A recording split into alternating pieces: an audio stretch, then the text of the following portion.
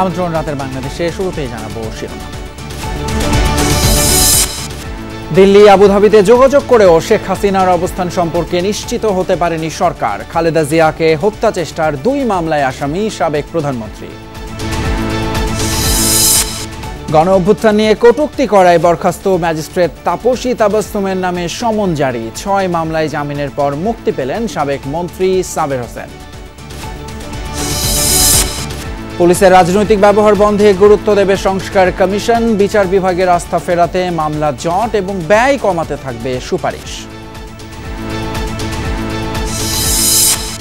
কাল মহাষষ্ঠীতে শুরু দুর্গোৎসব। বৃহস্পতিবারও পূজার ছুটি। সরকারের সাথে হিন্দু সম্প্রদায়ের দূরত্ব বাড়াতে ষড়যন্ত্র চলছে বললেন প্রধান উপদেষ্টার বিশেষ সহকারী। রাজধানীর ভাটারা এলাকা থেকে সাবেক এমপি মহিবুর রহমান মানিক গ্রেপ্তার। ছাত্র জনতার আন্দোলনের উপর হামলা মামলায় আটক করেছে র্যাব।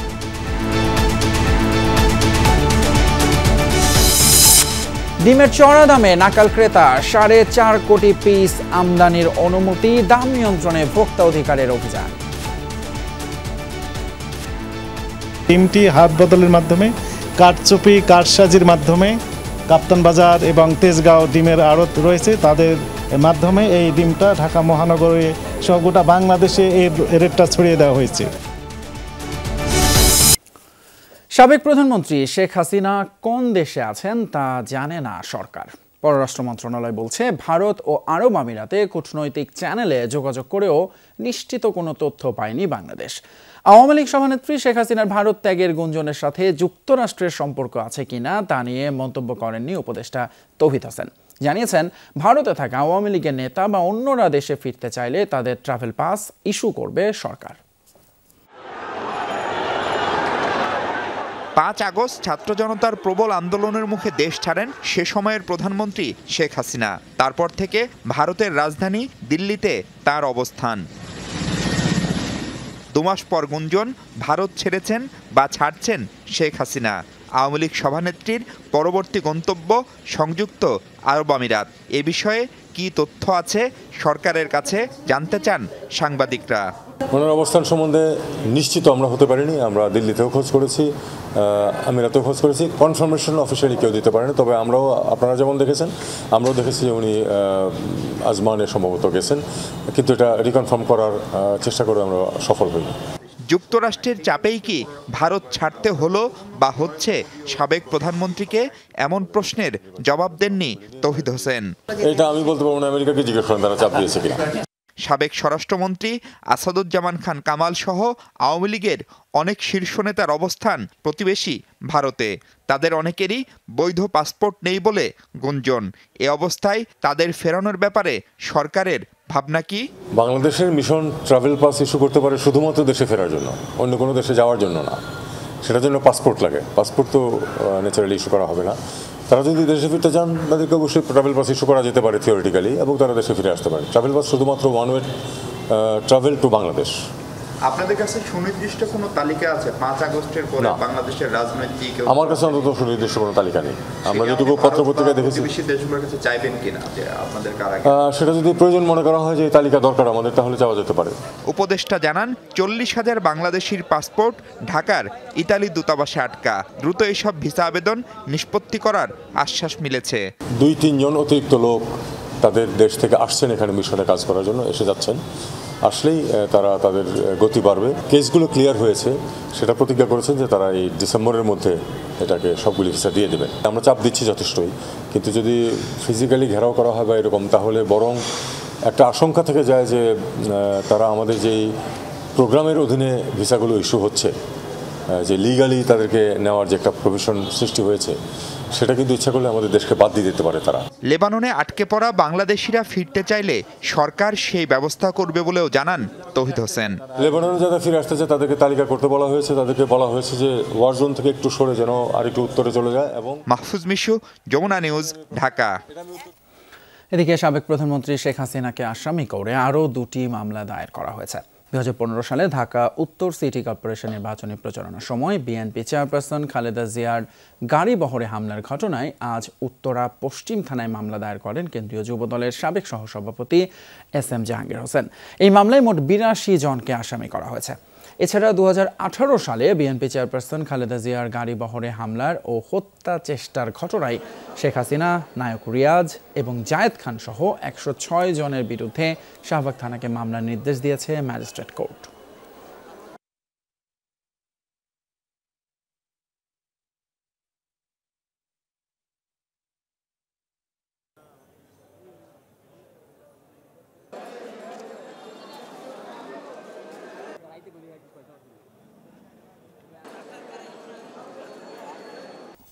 জুলাই আগস্ট গণহত্যা ও শহীদ আবু সাইদকে নিয়ে আপত্তিকর মন্তব্য করায় বরখাস্ত সহকারী কমিশনার তাপসী তাবাসসুম উর্মির বিরুদ্ধে মামলার পর সমন জারি করেছেন আদালত। তাকে 28 নভেম্বর আদালতে হাজির হতে নির্দেশ দেওয়া হয়েছে। এদিকে এমন সরকারি কর্মকর্তাদের বরখাস্ত করে শাস্তির দাবি জানিয়েছে বৈষম্য বিরোধী ছাত্র আন্দোলন। পুরো বিশ্ব দেখেছে জুলাই আন্দোলনে শহীদ আবু সাইদের বীরত্ব। নিরস্ত্র সাইদের ওপর গুলি চালায় পুলিশ, মাটিতে ঢলে পড়ে সাইদ। হত্যার সে দৃশ্য নাড়িয়ে দেয় পুরো জাতিকে। শিক্ষার্থীদের পাশাপাশি সড়কে নেমে আসে বিভিন্ন শ্রেণী পেশার মানুষ। জনতার ওই ঢল দেখে 5 আগস্ট পদত্যাগে বাধ্য হয় শেখ হাসিনার সরকার। অন্তর্বর্তী সরকার দায়িত্ব নেয়ার 2 মাস পর সেই আবু সাইদকে সন্ত্রাসী আখ্যা দিয়ে ফেসবুকে স্ট্যাটাস দেন লালমনিরহাটের নির্বাহী ম্যাজিস্ট্রেট উর্মি। প্রশ্ন তোলেন আপামর ছাত্র জনতার আন্দোলন নিয়েও। সরকারের কর্মচারী হলেও প্রধান উপদেষ্টাকে নিয়ে কটূক্তি করেন তিনি। মঙ্গলবার উর্মির বিরুদ্ধে ঢাকায় মামলা করেন গণ অধিকার পরিষদের উচ্চতর পরিষদ সদস্য ও গণমাধ্যম সমন্বয়ক আবু হানিফ। আবেদনে বলা হয়, আসামি উর্মি শুধু আবু সাইদ নয়, সরকারের দায়িত্বশীল পদে থাকা সত্ত্বেও ছাত্র গণ আন্দোলনের মাধ্যমে প্রতিষ্ঠিত সরকার ও সরকার প্রধানকে নিয়ে ফেসবুকে অবমাননাকর মন্তব্য করেছেন। সুপ্রিম কোর্টের আপিল বিভাগের রেফারেন্সের ভিত্তিতে সংবিধান সম্মতভাবে গঠিত একটি সরকারের প্রধান সম্পর্কে বিষোদ্গার করা হয়েছে। সরকার উৎখাতের হুমকি দিয়ে জনমনে ভীতি সৃষ্টি করা হয়েছে বলেও উল্লেখ করা হয় মামলায়। শহীদ আবু সাইদকে সন্ত্রাসী আখ্যা দিয়েছে এবং এই আন্দোলনকে, যে আন্দোলন জনগণের মুক্তির আন্দোলন, এই আন্দোলনকে উনি বিশৃঙ্খলা বলে আখ্যায়িত করেছে এবং শহীদদেরকে অবজ্ঞা করে যে সন্ত্রাসী বলেছে, এটা মূলত স্পষ্টত মানহানিকর বক্তব্য। ঢাকার মেট্রোপলিটন ম্যাজিস্ট্রেট জাকির হোসেনের আদালত উর্মির বিরুদ্ধে মামলাটি গ্রহণ করে 28 নভেম্বর তাকে আদালতে হাজির হওয়ার নির্দেশ দিয়েছেন। মানহানি এবং হুমকির অভিযোগে দণ্ডবিধির 500, 501 এবং 506 ধারায় বিজ্ঞ বিচারকের নাম হচ্ছে মোহাম্মদ জাকির হোসেন, ওনার আদালতে আমরা একটি মামলার আবেদন করি এবং বিজ্ঞ আদালত বাদীর জবানবন্দি গ্রহণ করে পরবর্তী আদেশের জন্য রেখেছেন। তাপসী উর্মিকে নিয়ে বৈষম্য বিরোধী ছাত্র আন্দোলনের সমন্বয়ক সার্জিস আলম বলেন, উর্মির মতো যারা সিভিল সার্ভিসে আছে তাদের বরখাস্ত করে শাস্তি দিতে হবে। সে তো এই সিভিল সার্ভেন্ট হিসেবে জনগণের পক্ষ নিবে, সে তো সিভিল সার্ভেন্ট হিসেবে দেশের পক্ষ নিবে, সে কিভাবে একটি দলের পক্ষ নয়। এমন দালালদেরকে এই দেশের সিভিল সার্ভিস থেকে খুঁজে বের করে বরখাস্ত করে শাস্তির আওতায় আনতে হবে। এই দেশটি কোনো দালালদের জন্য। তাপসীর ওই ফেসবুক স্ট্যাটাস আর বক্তব্যে তোলপাড় ওঠার পর তাকে সাময়িক বরখাস্ত করে সরকার। আখলাকুস সাফা, যমুনা নিউজ, ঢাকা। রিমান্ডে নেয়ার একদিনের মাথায় সাবেক পরিবেশ মন্ত্রী সাবের হোসেন চৌধুরীকে জামিন দিল আদালত। বিকেলে তাকে সিএমএম আদালতে তোলা হলে অসুস্থতাজনিত কারণে তার বিরুদ্ধে হওয়া 6টি মামলায় জামিন দেন বিচারক। সন্ধ্যায় কারামুক্ত হন তিনি। সাবের হোসেন চৌধুরী জামিনের মধ্য দিয়ে প্রথম শেখ হাসিনা সরকারের গুরুত্বপূর্ণ কোনো মন্ত্রীর জামিন হলো। এরই মধ্যে কারাগার থেকে ছাড়া পেয়েছেন তিনি। 5 আগস্ট সরকার পতনের পর ছাত্র জনতার আন্দোলনে গুলি চালিয়ে হত্যার অভিযোগ সহ নানা অভিযোগে সাবেক প্রধানমন্ত্রী শেখ হাসিনা সহ তৎকালীন সরকারের মন্ত্রী, এমপি, আমলা, পুলিশকে আসামি করে কয়েকশো মামলা রুজু হয় দেশের বিভিন্ন থানাতে। এসব মামলায় সাবেক মন্ত্রী, এমপি সহ আসামিরা দফায় দফায় যখন রিমান্ডে, ঠিক তখনই সাবেক মন্ত্রী সাবের হোসেন চৌধুরীকে জামিন দিল আদালত। মঙ্গলবার অসুস্থতাজনিত কারণে পল্টন থানার যুবদল কর্মী মকবুল হত্যা মামলায় 5 দিনের রিমান্ডে থাকা আসামি সাবের হোসেন চৌধুরীর জামিন মঞ্জুর করেছেন আদালত। এ নিয়ে মোট 6 মামলায় জামিন পেলেন তিনি। জামিনটা হচ্ছে মানুষের কনস্টিটিউশন রাইট, অর্থাৎ সাংবিধানিক অধিকার। মামলা হলেই সে আমি অপরাধী নই। যতক্ষণ পর্যন্ত ইনভেস্টিগেশন না হয়ে প্রতিবেদন আমার বিরুদ্ধে না আসবে ততক্ষণ পর্যন্ত আমি আসামি না। তদন্ত না হওয়া পর্যন্ত আদালত জামিন মঞ্জুর করতে পারেন, সেটা বিজ্ঞ আদালতের ক্ষমতা রয়েছে। সেই ক্ষমতা বলেই বিজ্ঞ আদালত জামিন দিয়েছেন। ক্ষুব্ধ বিএনপিপন্থী আইনজীবীরা বলেন, অসুস্থতার কথা বলে ম্যাজিক্যাল কারণে সাবের হোসেন চৌধুরীকে জামিন দেওয়া হয়েছে। 5 দিনের একটি হত্যা মামলায় রিমান্ড হয়, সেখানে একদিনও রিমান্ড শেষ হয়নি। আপনারা আসামির চেহারা পর্যবেক্ষণ করেছেন, মেডিকেল করা হয়েছে, সব কিছুতে তার যে অসুস্থতা এটিও কিন্তু স্পষ্ট হয়নি। সম্পূর্ণভাবে পরিকল্পিতভাবে নামমাত্র একটা চিকিৎসা ব্যবস্থা বানিয়ে তাকে আজকে কোন উদ্দেশ্যে কী কারণে এটি আজকে তারা এই জামিনের ব্যবস্থা করলেন। এদিকে পুলিশের সাবেক আইজি চৌধুরী আব্দুল্লাহ মামুনকে 14 মামলায় 48 দিনের রিমান্ড দিয়েছেন আদালত। দুপুরে মেট্রোপলিটন ম্যাজিস্ট্রেট আদালতে আসামিকে তোলা হলে বিচারক রিমান্ডের এই আদেশ দেন। অন্যদিকে যাত্রাবাড়ি, মোহাম্মদপুর সহ একাধিক থানার 8টি মামলায় সাবেক মন্ত্রী দীপু মনি, জুনায়েদ আহমেদ পলক, সালমান এফ রহমান, রাশেদ খান মেনন ও হাসানুল হক ইনুকে নতুন করে রিমান্ডের আদেশ দেন আদালত। রাব্বি সিদ্দিকী, যমুনা নিউজ, ঢাকা। বৈষম্য বিরোধী ছাত্র আন্দোলনে ছাত্র জনতার উপর হামলা মামলায় সুনামগঞ্জ 5-এর সাবেক এমপি মহিবুর রহমান মানিক ওরফে বোমা মানিককে গ্রেপ্তার করেছে র্যাব। রাতে রাজধানীর ভাটারার একটি আবাসিক এলাকা থেকে তাকে গ্রেপ্তার করা হয়। তার বিরুদ্ধে সুনামগঞ্জ সদর থানায় বৈষম্য বিরোধী ছাত্র আন্দোলন পরবর্তী সময়ে মামলা দায়ের করা হয়। ওই মামলায় তাকে গ্রেপ্তার করা হয়েছে। গ্রেপ্তারকৃত আসামিকে ডিবি কার্যালয়ে হস্তান্তরের প্রক্রিয়া চলছে। আদালতে মামলার জট এবং খরচ কমানো, একই সাথে বিচার বিভাগের উপর মানুষের আস্থা ফিরিয়ে আনাকে গুরুত্ব দিচ্ছে বিচার বিভাগ সংস্কারে গঠিত কমিশন। দুপুরে বৈঠক শেষে সংস্কার কমিশন প্রধান বিচারপতি শাহ আবু নাইম মমিনুর রহমান জানান, সময় কম হওয়ায় রাজনৈতিক দলগুলোর সাথে আলোচনা করছেন না তারা। এদিকে জুলাই আগস্টের মতো রক্তাক্ত অধ্যায় যেন আর না হয় তা নিশ্চিতে সুপারিশ করা হবে বলে জানিয়েছেন পুলিশ সংস্কার কমিশনের প্রধান সফর রাজ হোসেন। বিচার বিভাগ সংস্কারের জন্য গঠিত 8 সদস্যের কমিটি দ্বিতীয় দিনের বৈঠক করে মঙ্গলবার সকালে বিচার প্রশাসন প্রশিক্ষণ ইনস্টিটিউটে বৈঠকে সভাপতিত্ব করেন কমিশন প্রধান বিচারপতি শাহ আবু নাইম মমিনুর রহমান। এতে বিচার ব্যবস্থা, আদালতের মামলার জট, খরচ এবং সর্বোপরি বিচার নিয়ে সাধারণ মানুষের সুবিধা নিয়ে আলোচনা করেন তারা। আজকে আলাপ আলোচনার মধ্যে দিয়ে আরম্ভ করলাম যে কিভাবে আমরা অগ্রসর হব। বৈঠক শেষে কমিশন প্রধান জানান, সংস্কার সুপারিশ দিতে 3 মাসের সময় দেয়া হলেও সরকারের পক্ষ থেকে কোনো নির্দিষ্ট গাইডলাইন পাননি তারা। বিলম্ব যাতে না হয়, এর সাথে যুক্ত হলো আপনার মামলার খরচ। আপনারা শহরে আমরা থাকি, কোট প্যান্ট পরি চলি, কোনো ইয়ে নেই। গ্রাম দেশে দিয়ে আসে সেই লুঙ্গি আর গেঞ্জি পরেও আসে। তার একজন উকিল সাহেবের খরচা, কোর্টের বিবিধ খরচা, এটা আপনারা জানেন। কোর্টে ঢুকলেই খরচা আরম্ভ হয়ে যায়। এইগুলি করতে গেলে সে নিঃস্ব হয়ে যায়।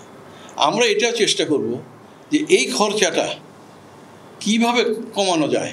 এদিকে সচিবালয়ে স্বরাষ্ট্র মন্ত্রণালয়ের অফিসে দ্বিতীয় বৈঠক করেন পুলিশ সংস্কার কমিশনের সদস্যরা। আলোচনা হয় পুলিশকে জনবান্ধব, জবাবদিহিতামূলক ও রাজনৈতিক নিরপেক্ষভাবে পরিচালনা করার বিষয়ে। এজন্য পুলিশ আইনের কোন ধারা পরিবর্তন করা হবে সেটি নিয়ে প্রাথমিক আলোচনা চলছে। কমিশন প্রধান জানান, পুলিশকে রাজনৈতিকভাবে ব্যবহার না করার বিষয়ে গুরুত্ব দেবেন তারা। এখানে দুইটা জিনিস, একটা হলো গত 1.5 মাসে যে 2 মাসে যে ঘটনাগুলো ঘটেছে সেগুলো যাতে ভবিষ্যতে আর না হয়, সেটা হলো আমাদের মূল টার্গেট। যে আমরা পুলিশটা রিফর্ম হবে এমনভাবে যাতে ভবিষ্যতে আর যেন এরকম ঘটনা না ঘটে, এটাই আমাদের উদ্দেশ্য। সুপারিশ করব, আমাদের কথা ওইটাই যে ভবিষ্যতে যেন এরকম ঘটনা না ঘটে। পুরো ব্যাপারটা যে পুলিশ সমাধান করতে পারবে তা না, এটা একটা অংশ, পুলিশ তো একটা অংশ, তারা ব্যবহৃত হচ্ছে। তারা সিআইডি এসবি কিভাবে কাজ করছে, কোনো ভুল আছে কিনা, থানায় মামলা দেওয়ার ক্ষেত্রে কোনো ঘাটতি আছে কিনা সেগুলো খতিয়ে দেখে সুপারিশ করবে কমিশন। আমাদের রিপোর্ট দেওয়ার পর প্রধান উপদেষ্টা মহোদয় উনি রাজনৈতিক দলের সঙ্গে বসবেন। তাওহিদ মিথুন, যমুনা নিউজ, ঢাকা।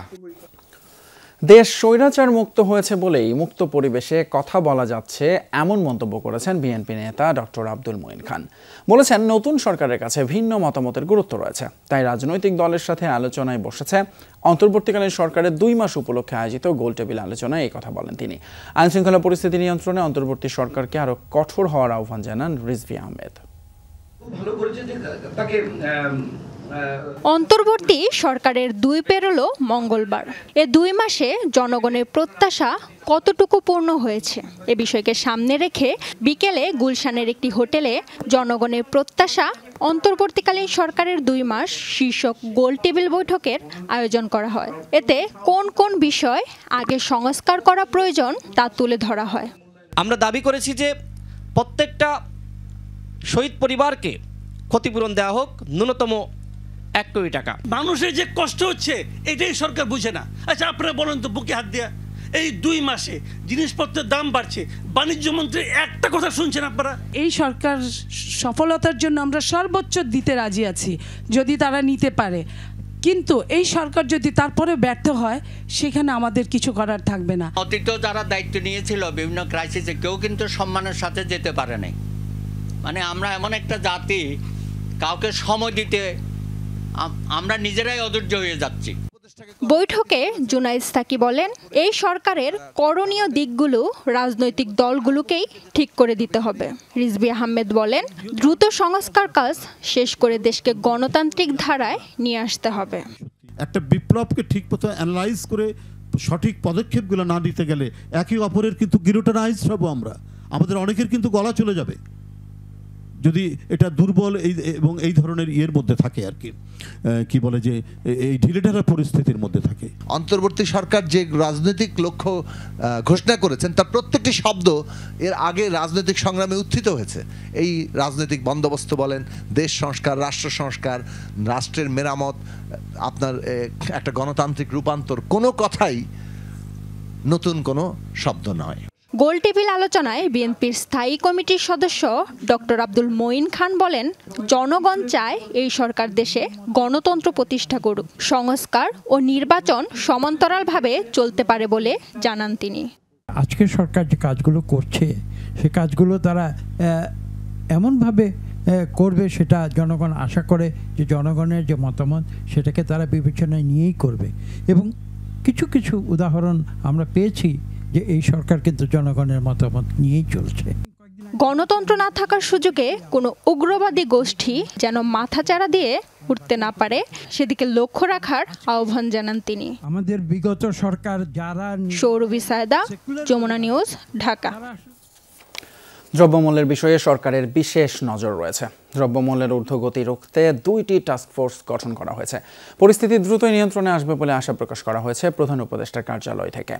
সন্ধ্যায় এক ব্রিফিংয়ে এমন আশাবাদ ব্যক্ত করেন প্রধান উপদেষ্টার উপপ্রেস সচিব অপূর্ব জাহাঙ্গীর। তিনি বলেন, বাজার পরিস্থিতি নিয়ন্ত্রণে ভোক্তা অধিকার এবং বাণিজ্য মন্ত্রণালয় থেকে 2টি টাস্কফোর্স গঠন করা হয়েছে, যা প্রতিটি জেলায় কাজ করবে। হিন্দু ধর্মাবলম্বীদের নিরাপত্তার শঙ্কা দূর করতে প্রতিটি পূজা মণ্ডপে আইপি ক্যামেরা স্থাপন করা হবে বলেও জানানো হয় প্রধান উপদেষ্টার কার্যালয়ের পক্ষ থেকে। নিরাপত্তা শঙ্কা দূর করে বৌদ্ধ ধর্মাবলম্বীরা যাতে কঠিন চিবর দান অনুষ্ঠান পালন করতে পারে সে বিষয়ে উদ্যোগ নেওয়া হয়েছে বলে জানানো হয় ব্রিফিংয়ে।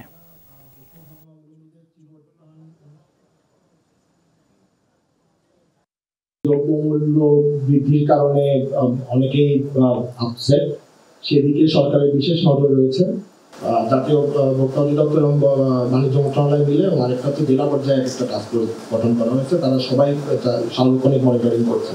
আমরা আশা করছি যে খুব তাড়াতাড়ি এটা কন্ট্রোলে চলে আসবে। মণ্ডপগুলোতে আইপি ক্যামেরার মাধ্যমে ইউএনও অফিস এবং থানা থেকে মনিটরিং করা হবে বলে জানানো হয়েছে।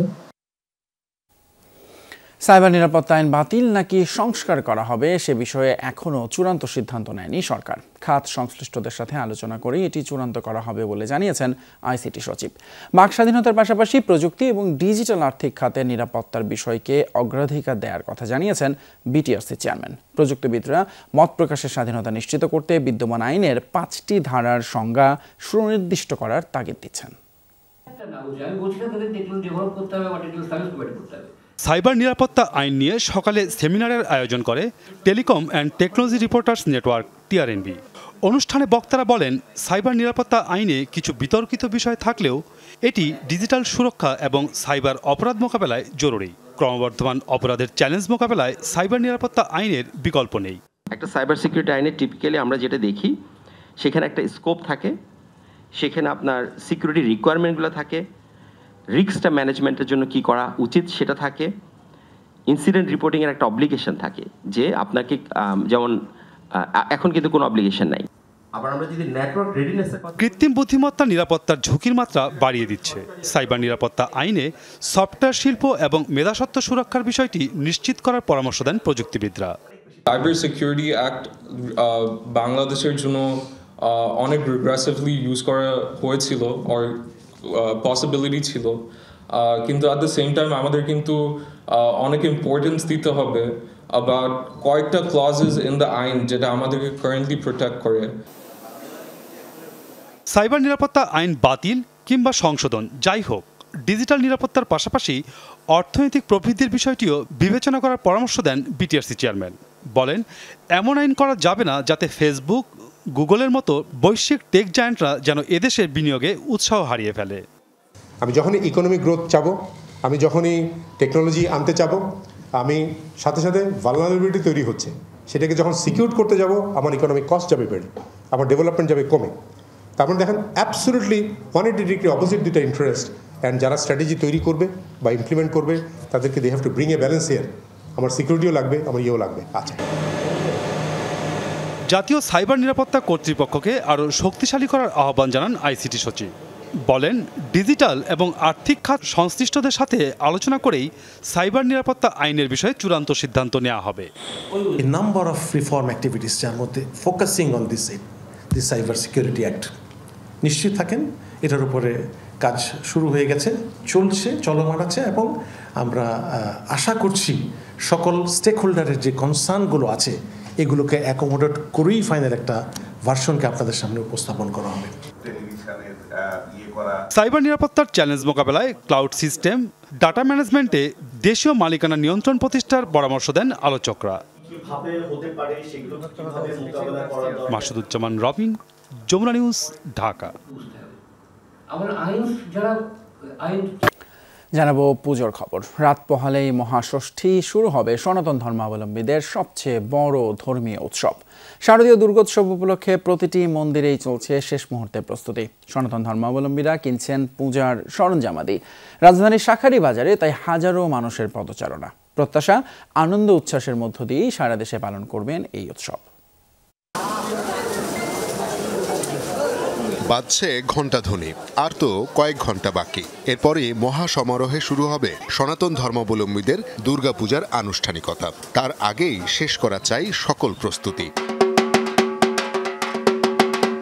ঢাকের বাদ্য ছাড়া কি আর পূজার আনন্দ পুরো হয়? এ কারণেই ঢাকা সহ বিভিন্ন এলাকা থেকে এসেছে ঢাকের অর্ডার। ক্রেতাকে বুঝিয়ে দেওয়ার আগে চলছে টিউনিং। ক্রেতাও খুশি পূজার আগের দিনে পছন্দসই ঢাক বুঝে পেয়ে। চামড়া লাগে, কাঠ লাগে, বাঁশের চাক লাগে, বুঝছেন, দুই দিকে ফিতা লাগে, একেলে গরুর চামড়ার ফিতা, নালে এই যে প্লাস্টিকের ফিতা, এই দুইটাই হলো আপনার লাগে বেশি। লোক পাচ্ছে না বিদায় তারা ওই ডাকাত থেকে ডাক কিনে নিচ্ছে, নিজেরা বাজাবে, বুঝছেন। এইটার টোটাল খরচ পড়বে আপনার নেওয়া নিয়ে আসি 13,000 টাকা। শাঁখারী বাজারের পুরো গলি জুড়েই পূজার সরঞ্জামে ঠাসা এক একটি দোকান। এখানেই ঢুঁ মারছেন সনাতন ধর্মাবলম্বীরা। কেউ এসেছেন শাঁখা সিঁদুর কিনতে, কেউ কিনছেন পোশাক, কেউ বা দেবীকে সাজানোর নানা অনুষঙ্গ, কারো চাই শঙ্খ। নতুন পোশাক পরাবো গোপালকে, অষ্টমী পূজার দিন ভাই কেনার জন্য আসছি। দেবদেবীর পোশাক, জামা কাপড় এগুলি, আর হলো পলা আইটেম, হিন্দুদের বিয়ের যে এইসব। মিডিয়ামটাই বেশি খুঁজছে, মানে আর সঙ্গে চাহিদা মোটামুটি আছে। ঠাকুরের চূড়া, তারপরে মোটুক, এগুলা আমরা পড়বো, ঠাকুরে পড়বে না। ঠাকুরের কাছে মঙ্গল কামনা চাই, যিনি ভালো থাকতে পারি, এই তো। সবাই যিনি ভালো থাকে, আপনারাও ভালো থাকেন, আমরাও ভালো থাকি। শুধুই কি কেনাকাটা? শাঁখারী বাজারের গলিতেই বানানো হচ্ছে 10টি মণ্ডপ। সবার যাতায়াত নির্বিঘ্ন রাখতে মণ্ডপ তৈরি হচ্ছে একতলা ছাদের উপর। চলছে শেষ সময়ের কাজ। কারো কারো মণ্ডপে প্রতিমা চলে এসেছে, কোথাও কোথাও কাজ একেবারে শেষ পর্যায়ে। প্রতিমা কারিগরদের যেন দম ফেলার সময় নেই। রাতের মধ্যেই কাজ শেষ করে বুঝিয়ে দিতে হবে মণ্ডপ কর্তৃপক্ষকে। আজকে তো নিয়ে যাইব, পূজা শুরু হয়ে যাবে কালকের থেকে, তার জন্য মানে অনেক তাড়াতাড়ি করে গেলে কাজ টাজ করতেছি। স্থায়ী দুর্গা মন্দিরগুলোতে প্রতিমা ও অঙ্গসজ্জার কাজ শেষ। এখন শুধু অপেক্ষা ধুমধাম আয়োজনের। দুর্গোৎসবকেও কেন্দ্র করে যেন কোনো ঘটনাই যেন না ঘটে, নিরাপত্তা বেষ্টনী ব্যক্তি রেখেই যেন আমরা আনন্দ উল্লাসটা করতে পারি, এটাই আমাদের চাওয়া পাওয়া। সনাতন ধর্মাবলম্বীদের প্রত্যাশা, নির্বিঘ্নেই পালিত হবে এবারের দুর্গাপূজা। শওকত মঞ্জুর শান্ত, যমুনা নিউজ, ঢাকা। এবার পূজার ছুটি একদিন বাড়ানোর সিদ্ধান্ত নিয়েছে সরকার। সকালে ঢাকেশ্বরী মন্দির পরিদর্শন শেষে একথা জানিয়েছেন প্রধান উপদেষ্টার বিশেষ সহকারী মাহফুজ আলম। তিনি বলেন, একটি পক্ষ সরকারের সঙ্গে সংখ্যালঘুদের দূরত্ব বাড়ানোর ষড়যন্ত্র করছে। এদিকে পূজা ঘিরে ঢাকায় কোনো ধরনের নিরাপত্তা ঝুঁকি নেই বলে জানিয়েছেন ডিএমপি কমিশনার। রাজধানীর 253টি মণ্ডপে সব বাহিনী এবং পূজা কমিটির সঙ্গে সমন্বয় করে নিরাপত্তা ব্যবস্থা সাজানো হয়েছে বলেও জানান তিনি। বুধবার বাঙালি হিন্দু সম্প্রদায়ের সবচেয়ে বড় ধর্মীয় উৎসব দুর্গাপূজা শুরু। সার্বিক পরিস্থিতি দেখতে ঢাকেশ্বরী জাতীয় মন্দির পরিদর্শন করেছেন প্রধান উপদেষ্টার বিশেষ সহকারী মাহফুজ আলম। সনাতন সম্প্রদায়ের দেয়া 8 দফা দাবির প্রেক্ষিতে এবার দুর্গাপূজার ছুটি একদিন বাড়ানোর খবরটি জানান তিনি। পূজার ছুটি একদিন বাড়ানো হয়েছে যাতে ওনারা একটা বড় সময় পান পূজা উদযাপনের জন্য। তো এইবার হচ্ছে বৃহস্পতিবারে সরকার আজকের ভেতরেই একটি প্রজ্ঞাপন হয়তো জারি করবেন। এ সময় মাহফুজ আলম অভিযোগ করেন, দেশে সাম্প্রদায়িক সম্প্রীতি নষ্টের ষড়যন্ত্র করছে একটি পক্ষ। দুর্গাপূজা তো বটেই, বৌদ্ধ সম্প্রদায়ের কঠিন চিবুরদান অনুষ্ঠানও নির্বিঘ্নে করতে কঠোর নিরাপত্তা ব্যবস্থা রাখা হয়েছে বলে জানান তিনি। ক্ষতিগ্রস্ত হয়েছে এবং উদ্দেশ্যমূলকভাবে অথবা ইনডিসক্রিমিনেটলি হামলার শিকার হয়েছে, তারা যাতে ন্যায় বিচার পান সেই ক্ষেত্রেও সরকার আইনগত সহায়তার ব্যবস্থা করবে, খুব শীঘ্রই সেটা করবে। পরে ঢাকেশ্বরী মন্দিরে সাংবাদিকদের সাথে মতবিনিময় করে সার্বজনীন পূজা উদযাপন পরিষদ ও মহানগর পূজা উদযাপন পরিষদ। নেতারা বলেন, উদ্বেগ উৎকণ্ঠার কথা অন্তর্বর্তী সরকারকে জানানো হয়েছে। সংখ্যালঘু সুরক্ষা আইনের প্রণয়ন 2 নম্বর, জাতীয় সংখ্যালঘু কমিশন ও সংখ্যালঘু মন্ত্রণালয় গঠন 3 নম্বর, অর্পিত সম্পত্তির প্রত্যর্পণ আইনের যত ঘটনা ঘটেছে আমরা কোনো সুবিচার পাইনি। এই বিষয়টি আমরা সরকারের সকল মহলে, মাননীয় প্রধান উপদেষ্টা সহ সকল মহলে তুলে ধরেছি। ওনারা বলেছেন এখন থেকে ন্যায় বিচার নিশ্চিত করা হবে।